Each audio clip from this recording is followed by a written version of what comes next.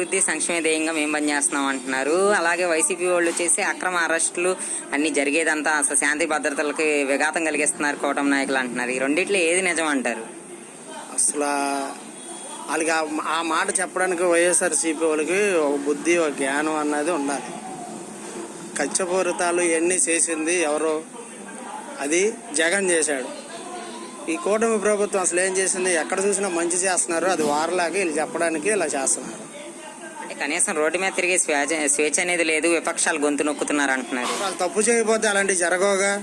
ఇప్పుడు సపోజ్ నేనే ఉన్నానండి, నేను తప్పు చేయకపోతే నన్ను ఎవరు అనరుగా, ఏలెత్తి చూపెట్టలేరుగా. తప్పు చేశారు, దానికి వాళ్ళకి అనుభవిస్తున్నారు అంతే. అంటే అసలు లిక్కర్ స్కామ్ అనేది జరగలేదు, అదంతా కేవలం కల్పితమే అంటున్నారు. అది జరగకపోతే మరి 11,000 కోట్లు ఎక్కడి నుంచి దేనికి దొరికినాయండి? అయ్యి అది దేనికి పర్పస్ దొరికినాయి? జరగలేదు పోనీ అనుకుందాం, మరి అవి ఎందుకు దొరికినాయి? మరి ఈడీ అధికారులు వీళ్ళందరిని తీసుకెళ్లి సిబిఐ వీళ్ళందరూ లోనకి తీసుకెళ్ళి వాళ్ళని ఎందుకు పెట్టారు? సిట్టింగ్ జడ్జీలతో వీళ్ళతో ఎందుకు మాట్లాడుతున్నాయి? ఏం లేకపోతే వాళ్ళు లోన్ ఉంటారు కదా, బయట ఉంటారు కదా.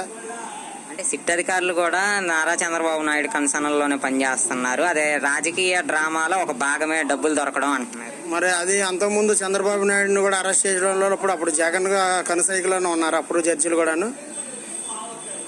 మరి అప్పుడు అతన్ని పెట్టారు కదండి, అతన్ని పెట్టారు. చాలా మంది నాయకులను అందరిని అరెస్ట్ చేశారు. ఎవరిని పడితే వాళ్ళని కొట్టడాలు, చంపేయడాలు, డోర్ డెలివరీ చేయడాలు ఇవన్నీ చేశాడు. మరి అప్పుడు కూడా మాజీ ముఖ్యమంత్రి కనసైకిల్లోనే ఉందా?